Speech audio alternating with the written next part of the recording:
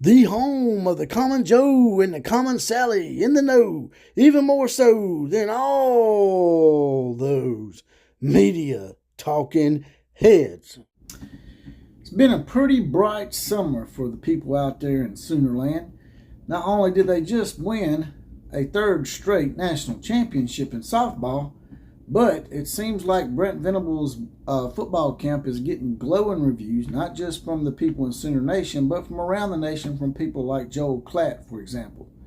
But even with all that sunshine and all that brightness out there in Soonerland, there is some underlying stuff going on that has me a little puzzled. It seems like there's a little contingent, a little civil war of sorts among some Sooner fans in the base that they didn't really see the three-peat as something that is a positive thing for their Sooner Nation. Let's talk about it.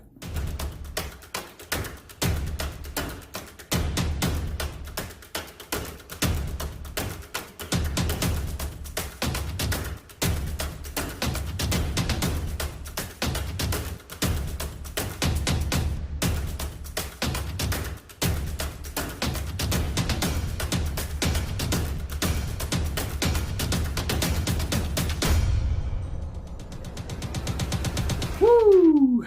Well, here we are again. Once again, it's the Outlaw Posse in effect, riding on in. The Outlaw Posse membership continues to grow by leaps and bounds as we're up to now the fantastic 15, as two more Outlaw Posse members have saddled up and getting deputized today and getting their badge are Storm 4601 and That Christian Fam channel, which, by the way, is a great channel if you want to intermix a little bit of religion with your sports. Great channel, check it out.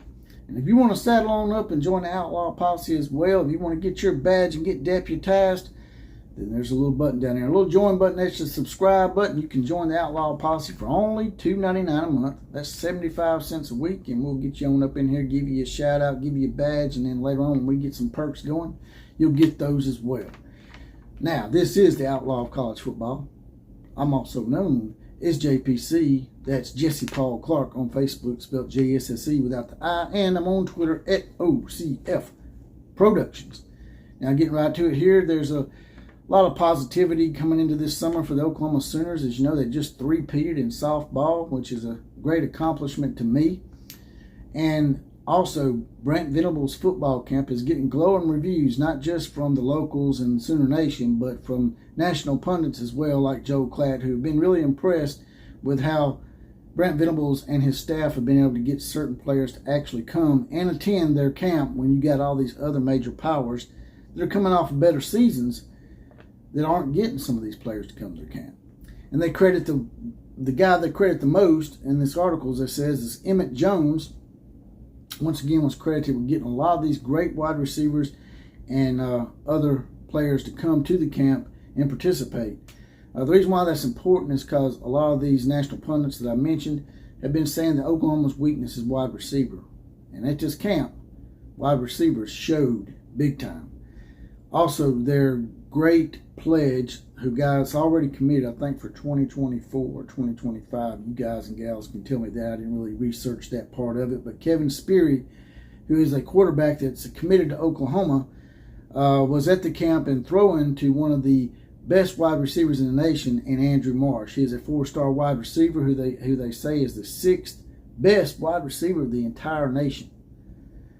And also goes on to say that Marsh and Sperry connected quite a bit during camp.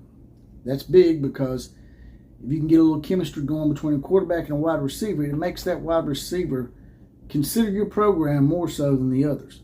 If he's got a little bit of a chemistry with a quarterback, well, of course, he's going to consider that program a little bit more because that's what you need. You got to have chemistry with your quarterback if you're going to be a great wide receiver and go on possibly to have a career in the NFL.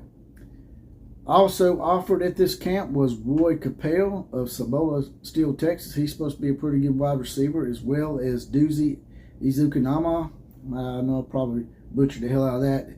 Doozy's brother Eric plays for the Miami Dolphins, so he's got some great lineage that could be of consideration for the Oklahoma staff. Others mentioned were Dane Jones of Ridge Point, Texas, Andre Beasley of Muskogee, Oklahoma, Blake Hogshooter. Y'all got some crazy last names up there. And y'all even had Spencer Rattler up here at one time, man. Y'all got some cool ass last names, I will say that.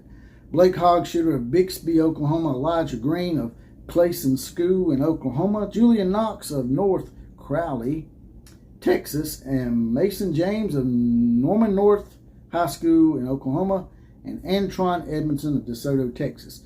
Now, what really sticks out to me about that list of wide receivers right there is the fact that a lot of them are from Oklahoma. And some Oklahoma fans have sort of complained about that a little bit. They say, you know, while we do need to recruit nationally, it would be good to get a few local boys on the team, because while they might not be rated as a 5-star, they've been around Oklahoma all their life, so they understand the passion. They understand what it's the honor and stuff that goes along with wearing that Sooner jersey. So it'd be good to get some local boys on the team, that kind of deal. Also, Brent Venables was giving props to Jada Coleman, it says, for robbing a home run from Florida State. Even took time to poke a little fun at one of his players. Billy Bowman was talking about how she might have more hops than him. It says here that he poked fun at Billy Bowman on Twitter, saying better ball skills than Billy Bowman, and put ball skills spelled S-K-I-L-Z-Z or whatever on it. Some kind of little cool little catchphrase, I guess. I don't know. And now for the little bit of civil unrest that I spoke of. As you know, Oklahoma won their 3rd straight national championship in softball. I think they've been to the national title game the last 4 years, which equates to me as a dynasty. Under Patty Gasso, she's pretty much matched Nick Saban in national championships now, so she can be considered a legend in sports abroad, in my opinion. Now, like I said, though, there's a contingent of Oklahoma fans that have been blowing me up in my DMs and my PMs and said, hey, while we're happy that we won the softball national championship, we need to stop hiding behind skirts. Their words, not mine, so don't kill the messenger, because I don't really agree with it. We need to quit hiding behind skirts and start worrying about winning at football, the sport that pays the bills, the big-time sport that makes the most money, where real men play. That was their words now. Don't kill the messenger, like I said. Not to name any names of those negative Nancys out there that have been blowing up my DMs about this, but Richard Mitz, David Ludlow, Dylan Morphew, who I like to call Dylan Mulvaney Morphew, and Brandon Dunn. Oops. But I can understand somewhat where they're coming from. I mean, I know they want to compete and win national championships in football once again, because I think Oklahoma's like 3rd or 4th in all-time national championships in college football. I understand that, but to me, you're getting just a little bit over the top and maybe a little too antsy by taking shots at a sport that's bringing a bright light to your university during these trying times. Take your mind off of it a little bit. And Brent Venables, like I said, with his camp and whatnot, he's been doing a great job. He's getting glowing reviews. He's had 2 top 10 recruiting classes the past 2 years, and the last one was a top 5 class. And he's doing this against teams that are winning 10, 11 games a year. And they only won 6 games last year, went 6-7, and this guy's still getting guys to come to this camp that all these other big-time programs won't, that are already winning 10, 11 games a year. And that's where it starts. You know, if you want to build national championships, it's obvious. It's Captain Obvious that you have to do one thing real good from the get-go, and that's be able to recruit. Then, you got to be able to develop. And I think Brent Venables has showed from his days as an assistant at both Oklahoma and Clemson that he can get the people around him and himself, and they can develop players. But you got to be patient, man. You got to be patient. You know, Clemson and Dabo Swinney, he didn't start off that great in his first couple of years. I think he was going like 8-4, 9-3. I think he might have had a year where he might have went 6-7 as well, or something like that. I could be wrong about that. Correct me if I am. But to say that Oklahoma needs to stop hiding behind the skirts, That's pretty thick. That's pretty hardcore. I think you need to probably appreciate the softball team a little bit more than what you're doing. Those of you that are saying those kind of things. And the football wins will eventually come. But in the meantime, if you got a bright spot, then be proud of that bright spot. Don't try to throw any shade at it. I mean, hell, all it can do is help. Anything positive right now can help. I know softball can't help football win, but hell, it's a bright light during tough times. So take it. And quit being a negative Nancy about everything. And the wins will come. Don't be impatient. It's coming. If Brent Venables for some reason doesn't get the job done, eventually Oklahoma will rise back to the top. Because like I said numerous times in the Law podcast, if you do your history, there's certain programs that may have lulls, but they always return to the top. And Oklahoma is one of those programs. So y'all just chill out, man. Y'all just chill out and don't throw shade at a bright spot for the University of Oklahoma. And that's all I got to say about that.